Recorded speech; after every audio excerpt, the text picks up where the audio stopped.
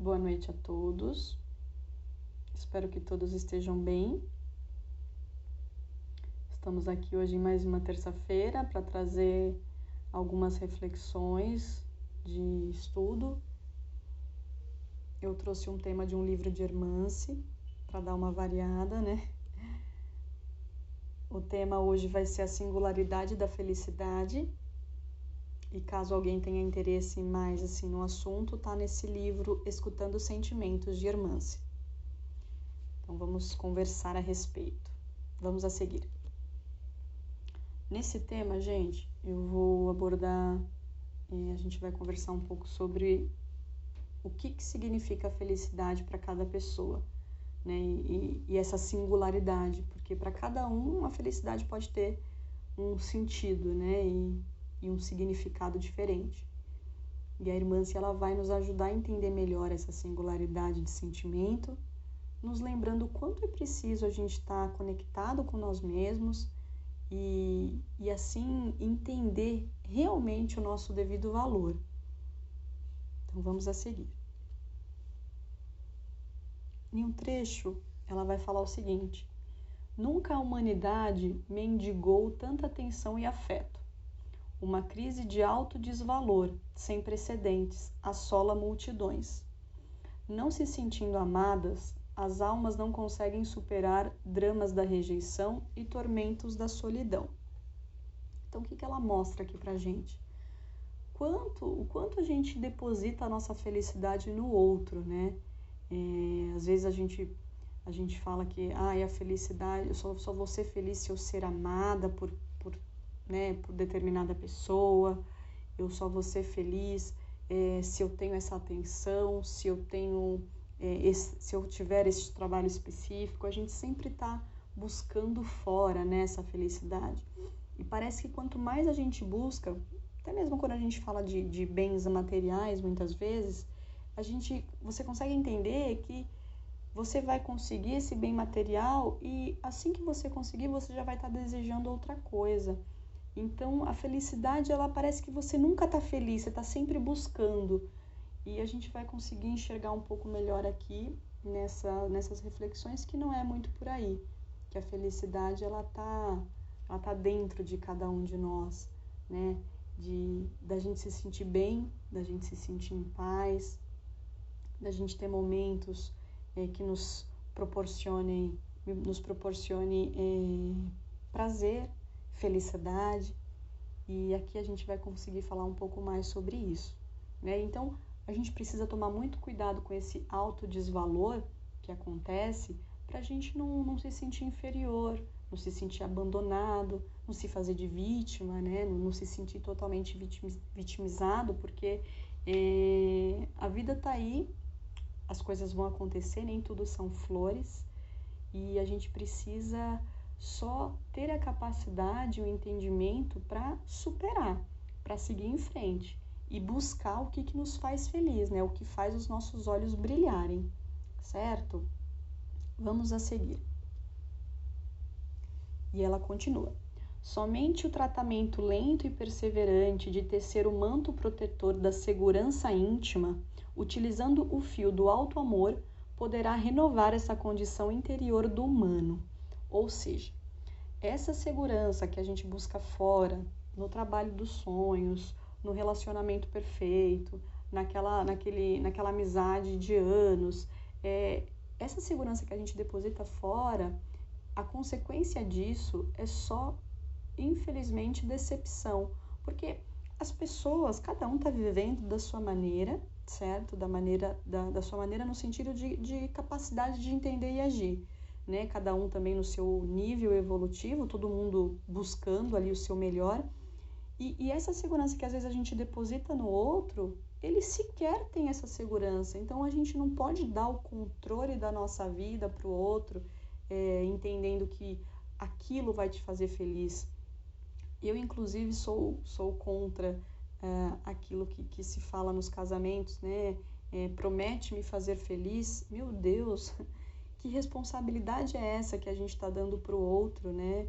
Eu acho que numa relação, eu tenho que me fazer feliz você se faz feliz e a nossa relação vai ser maravilhosa, porque é um pelo outro, né? Essa felicidade vai se unir, vai agregar, não tem isso de metade, né? Eu sou um pouco contra isso. Então, a irmã, se ela fala isso aqui, que essa segurança a gente precisa depositar em nós mesmos, né? Entendendo que qualquer coisa que aconteça, a gente é capaz de passar, de lidar e resolver e aprender. Então, que a gente não coloque esse volante, né, e essa responsabilidade dessa felicidade em situações, em pessoas e na vida, e sim em nós, né, e na nossa capacidade de agir diante das situações. Vamos a seguir. Nesse slide, ela vai falar da ilusão que nós temos da felicidade. Ela fala o seguinte, que preso à atitude do menor esforço, o homem busca a ilusão como um sinônimo de paz. Anseia-se pela felicidade como se tal estado da alma pudesse ser fruto de aquisição de felicidades e privilégios. Então, o que eu entendo que ela quer dizer aqui? Às vezes a gente entra numa ilusão falando que a nossa felicidade, a gente só vai ser feliz depois que, né? Que a gente tiver aquele emprego dos sonhos, que a gente encontrar o amor da nossa vida, né? Ou a gente até falar de conforto, de bens materiais.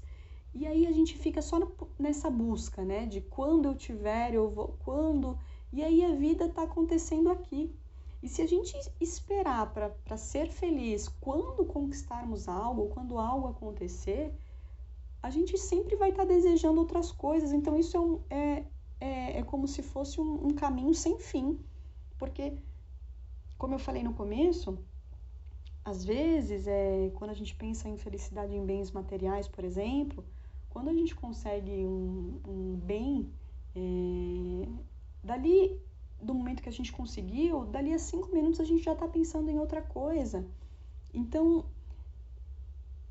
é muito vazio essa ideia de que a felicidade está em bens, por exemplo. Senão a gente não veria tanta gente que é rica, ou assim, super bem, com depressão, com situações de dificuldade psicológica, eu digo.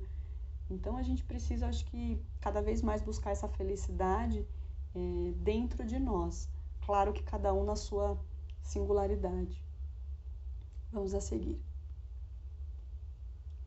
Nesse slide, ela vai falar sobre a educação de si mesma, né? O quanto a gente precisa se educar para tentar entender melhor essas situações e esses caminhos. E ela vai falar o seguinte: contudo, a felicidade é uma conquista que se faz através da educação de si mesmo. Buscá-la no exterior é dar prosseguimento a uma procura recheada de decepções e dor. Educar para ser feliz é dar sentido à existência. O homem contemporâneo padece a doença do sentido. O vazio existencial é o corrosivo do seu mundo íntimo. Eu não sei se vocês já passaram por algumas situações onde parece que você está rodeado de pessoas, mas você se sente sozinho. Então essa, eu acho que a doença contemporânea do homem.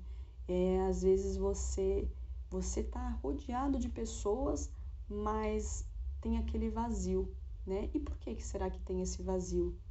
É porque a gente não tem a nós mesmos. A partir do momento que a gente entender quem a gente buscar, né, esse autoconhecimento, que é o que a gente sempre conversa nas palestras, né?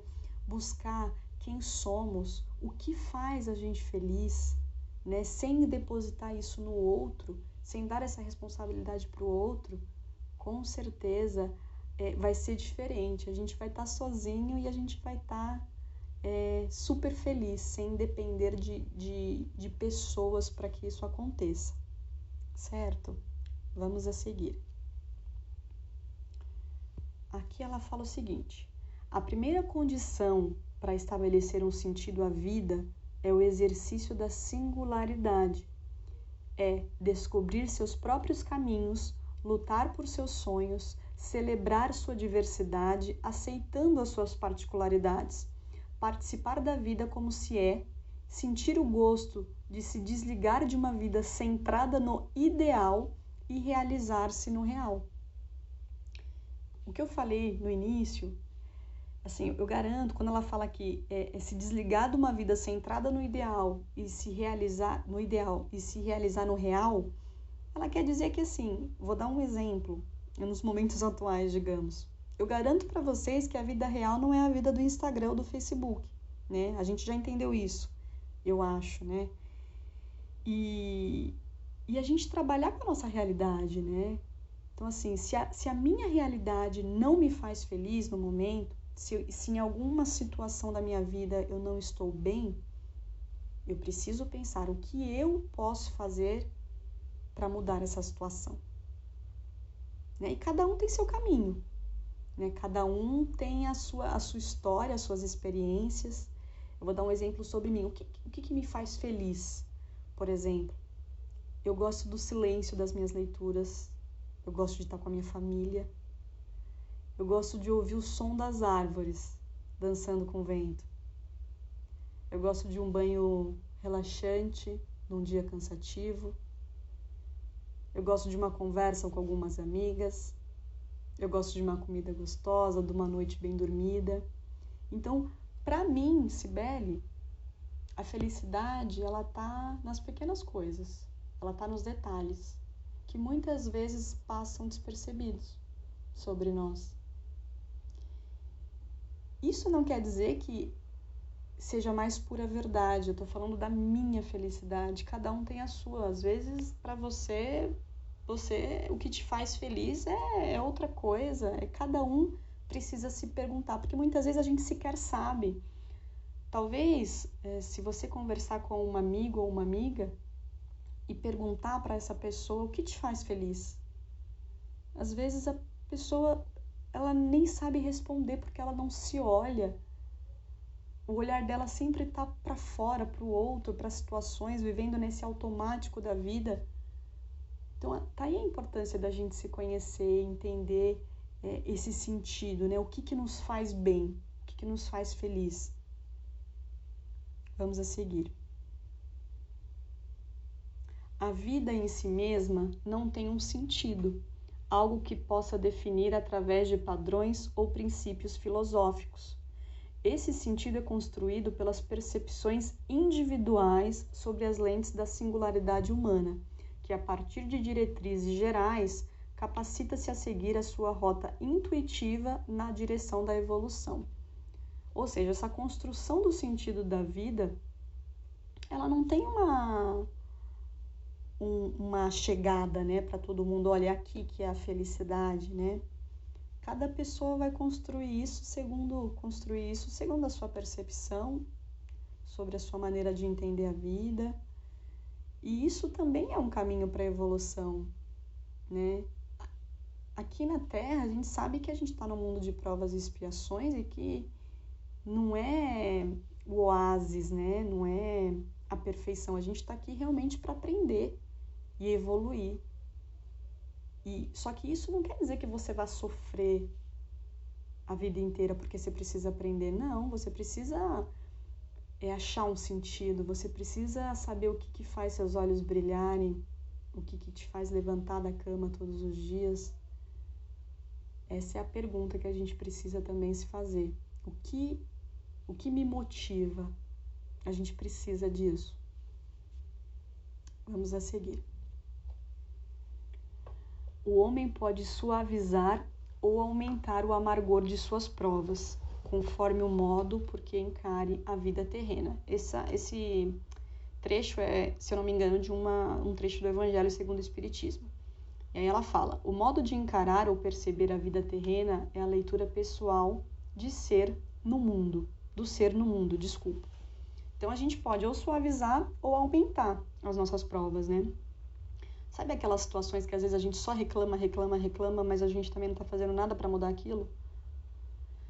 Então, também cabe aí, a gente pode amargar as situações ou suavizar, entendendo e aceitando as situações e buscando caminhos para melhorar aquilo, né? E aqui ela completa, a felicidade resulta da habilidade de consolidar esse sentido a partir do olhar da impermanência, o enfoque da transitoriedade, e do desprendimento. A gente é muito apegado. a gente é apegado a tudo, a gente é apegado a pessoas, a trabalho, a casa. No grande geral, a gente tem um apego muito grande. E esse apego, a gente, infelizmente, quando existe essa mudança, porque é natural, né? As coisas mudam, vai existir essa transitoriedade, a gente sofre. Então, quanto mais desapegado e desprendido nós tivermos, entendendo que a vida está em movimento, que as coisas sempre estão se modificando, a gente pode mudar de trabalho, a gente pode ter novos relacionamentos, a gente pode ter novos amigos, as coisas vão acontecendo, as coisas vão se transformando, né? Então a gente precisa sair desse apego de situações, não porque sempre foi assim, não, a gente está aqui para mudar, e as coisas vão mudando, e as coisas vão progredindo, evoluindo, né? Então a gente precisa tentar ser menos apegado às situações, a pessoas, à vida, porque no final é a gente com a gente mesmo, né? A gente sabe disso, a gente nasceu sozinho, a gente vai para o outro plano também sozinho, então a gente precisa ter esse entendimento e buscar essa evolução individualmente. Claro, as relações e a nossa vida, ela serve para que a gente aprenda, né? Ninguém consegue evoluir sozinho dentro de uma cápsula. A gente precisa de todas essas mudanças da vida para que a gente aprenda, né? E que a gente evolua também. Vamos a seguir.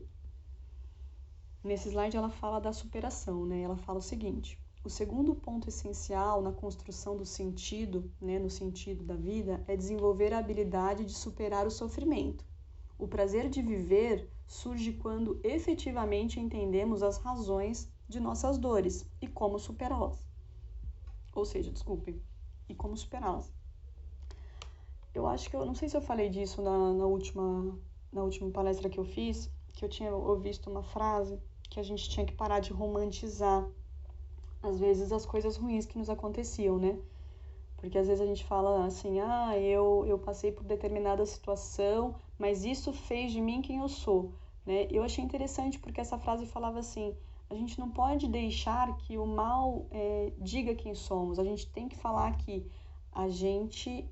nós somos quem somos hoje, apesar do que aconteceu. Eu achei legal. E essa superação, eu acho que é isso, é você seguir em frente, né? Então, assim, apesar do que aconteceu, eu sigo, eu preciso ir para frente, eu preciso ter novas perspectivas. Essa superação das situações é entender que a vida tem tantas possibilidades para a gente, né?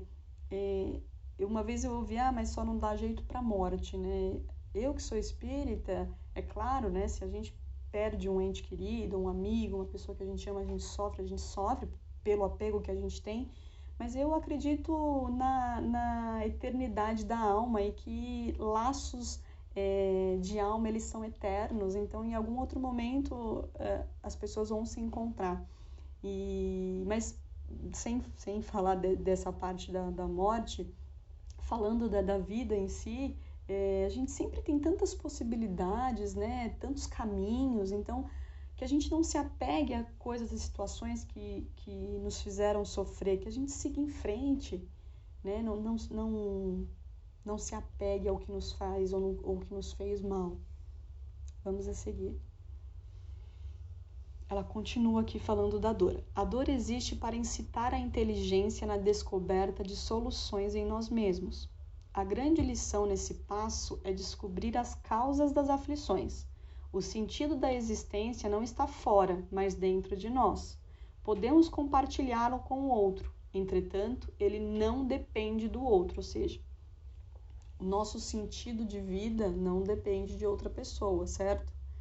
A gente pode compartilhar desse sentido, mas que isso não dependa de outra pessoa, né? E aqui ela também fala que a dor, ela é um gatilho para a gente trabalhar essa nossa inteligência, entender o que por que eu estou sentindo isso, né? O que está causando essa minha aflição, essa importância de se conhecer, né? Vamos adiante. Fenelon, eu não sei se é assim que fala, perdão, assinala que tormentos ao contrário se poupa aquele que sabe contentar-se com o que tem, que nota sem inveja o que não possui e que não procura parecer mais do que é. E o que ele quer dizer aqui, né? Que ser feliz é contentar-se com o que se é, sem que isso signifique estacionar, né? É interessante essa frase, porque isso quer dizer que, assim, eu sou feliz como eu sou, mas eu sei que eu posso melhorar, eu sei que eu tenho muito que evoluir, né? Isso é você ter amor com você mesmo, você ter paciência, você saber que a gente não vai estalar o dedo e a gente vai estar perfeito, a gente está aqui para aprender e a gente precisa ser feliz como somos hoje. É o que a gente tem o momento agora, presente. Daqui a 2 minutos a gente não sabe se a gente vai estar aqui. Vamos a seguir. Ele continua. Saber quem somos, o que a vida espera de nós, é uma missão particular, única e intransferível. É o exercício da singularidade. Quem se ama dispensa a imponência das máscaras. É feliz por ser quem é. Aprendeu que dele, aspas, né, abre aspas, dele, porém, depende a suavização de seus males e o ser tão feliz quanto possível na terra. Isso daqui é uma frase do Livro dos Espíritos, a questão 920, que ele fala que depende de nós, a mesma coisa que falou um pouco ali atrás, que depende de nós essa suavização das coisas ruins, né? E da gente ser feliz o tanto quanto possível nessa terra. Então, depende da gente, né? Lembrando. E que a gente precisa realmente trabalhar nessa missão particular de entender o que faz sentido pra gente, né? Vamos a seguir. Finalizando, eu trouxe uma frase que eu vi hoje, inclusive, do professor Clóvis de Barros, eu acho que ele é um filósofo, e ele dá uma palestra sobre felicidade, e ele fala que, é uma frase básica, mas que ele achei que tem um peso, que a vida, ela vale a pena quando você torce para que ela não acabe. Isso me remeteu a situações de pessoas em hospitais, em situações de quase desencarne, né, que as pessoas parece que ali elas conseguem valorizar o que de fato faz sentido, né? Se você pergunta para uma pessoa dessa que tem poucos dias de vida, o que você faria hoje? Né? O que te faria feliz hoje? Ter mais tempo para abraçar meus filhos, ouvir o barulho do mar, enfim, esses detalhes que às vezes a gente se perde achando que a felicidade tá longe, né? Tá em coisas, tá em conquistas. É claro, o conforto é bom, ter um trabalho traz segurança pra gente, a gente precisa estar alimentado também, né? Para ter uma sanidade e uma calma e ter uma felicidade. Mas é importante a gente entender o quão grato a gente precisa ser também pelo que a gente é hoje, pelo que a gente tem. E valorizar mais isso, não só num momento em que a gente está indo embora, né, num desencarne, ou no momento que a gente não vai ter mais, é valorizar. Então, a gente precisa entender que realmente a vida, ela vai fazer sentido para cada um. E que a gente pare com essas comparações achando que a grama do vizinho é sempre mais verde, porque cada um está vivendo a sua história, vivendo da sua maneira e segundo a sua capacidade. Então, que a gente faça da vida valer a pena, sempre torcendo para que ela não acabe, a gente continue aqui. E quando desencarnar, que a gente também possa desencarnar e entender que a nossa alma é eterna, certo? Então, essa aqui foi algumas reflexões de hoje. Espero que vocês tenham gostado. Se vocês quiserem mais conteúdo desse tema, tá nesse livro de Hermância, Escutando os Sentimentos.